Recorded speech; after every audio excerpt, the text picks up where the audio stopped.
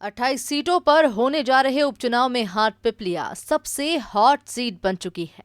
भाजपा ने इस सीट को जीतने के लिए अपनी पूरी ताकत लगा दी है।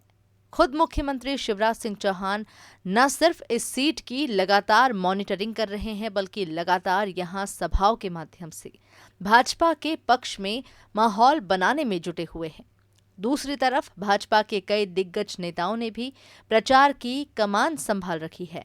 पार्टी के राष्ट्रीय महासचिव कैलाश विजयवर्गीय ने भी प्रचार के अंतिम चरण में हाटपिपलिया में रोड शो कर मतदाताओं तक पहुंचने का प्रयास किया।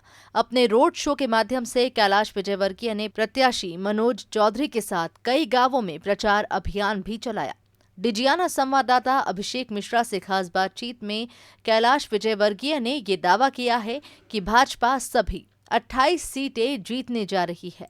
कैलाश विजयवर्गीय ने कर्ज माफी जैसे मुद्दे पर कमलनाथ को कटघरे में खड़ा किया। साथ ही गद्दारी बनाम खुददारी जैसे मुद्दे पर प्रतिक्रिया देते हुए उन्होंने कहा कि जिन्होंने जनता के साथ धोखा किया है, वास्तविक गद्दार वही है। कैलाश विजयवर्गीय ने ज्योतिरादित्य सिंधिया के परिवार की तारीफ करते हुए कहा कि ये परिवार शुरू से भाजपा से जुड़ा रहा है और ज्योतिरादित्य सिंधिया सही मायने में अब अपने घर लौट आए हैं। दूसरी तरफ भाजपा प्रत्याशी मनोज चौधरी ने भी कहा कि वे शुरू से ही ज्योतिरादित्य सिंधिया खेमे के रहे हैं और उनके साथ ही उन्होंने कांग्रेस का दामन छोड़ा।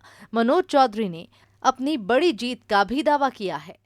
हाटपिपलिया सीट पर बीजेपी और कांग्रेस दोनों ने ही अपनी पूरी ताकत झोंक दी है।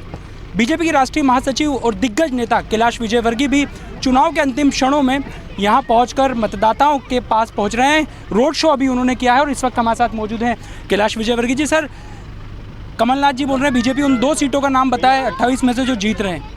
अभी आप जनसंपर्क करके आए हैं, तमाम लोगों से मुलाकात की है, क्या कहेंगे? मैं कमलनाथ जी से कहता हूं कि 2 में 8 और जोड़ ले हूँ। 28 की 28 सीट भारतीय जनता पार्टी जीतेगी, क्योंकि सारा प्रदेश ये चाहता है कि शिवराज जी प्रदेश के मुख्यमंत्री बने रहें और इसलिए पूरी 28 सीटों पर भारतीय जनता पार्टी जीतेगी। सर, हाटपिपलिया के बारे में आप क्या कहेंगे? किस तरह का सिनेरियो आपने यहाँ पर देखा है अपने राजनीतिक अनुभव के आधार पर? यहाँ भारतीय जनता पार्टी की लहर चल रही है, शिवराज जी की लहर चल रही है, विकास की लहर चल रही है और मनोज आज की तारीख में कम से कम 25,000 वोट से तो जीत ही रहा है और ये बढ़त और बढ़ेगी। चुनाव आते आते मेरे को लगता है 50,000 भी हो जाए तो मुझे कोई आश्चर्य नहीं होगा। जिस तरह से कांग्रेस लगातार गद्दारी और खुददारी का मुद्दा सामने रख रही है, उसको लेकर आप क्या कहेंगे? देखिए, गद्दार वो है जिन्होंने जनता से वादा किया और वादा नहीं निभाया। खुददार वो है कि वादा तोड़ने वालों के खिलाफ अपनी खुददारी के साथ पार्टी छोड़कर बाहर आ गए। इसलिए खुददार कौन है और गद्दार कौन है जनता फैसला कर देगी।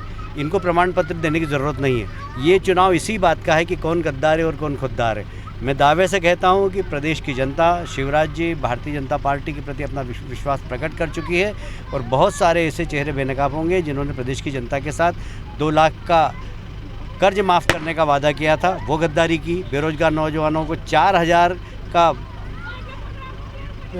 बेरोजगार भत्ता देने की वादा किया था, वो गद्दारी की। ये सब गद्दार जितने चेहरे हैं सब बेनकाब हो जाएंगे। सर, ज्योतिरादित्य सिंधिया को लेकर नरेंद्र सिंह तोमर ने कहा कि अभी थोड़ा समय लगेगा उनको घुलने मिलने में। आप सहमत हैं या आपको लगता है कि नहीं अब लगभग सेट है मामला? देखिए, सिंधिया जी जिस खानदान से हैं वह खानदान बहुत पहले से हिंदू महासभा, भारतीय जनसंघ, भारतीय जनता पार्टी उससे जुड़ा हुआ है। आज यदि भारतीय जनता पार्टी इस स्तर पर मध्य प्रदेश में पहुँची, उसमें राजमाता जी का बहुत बड़ा योगदान है।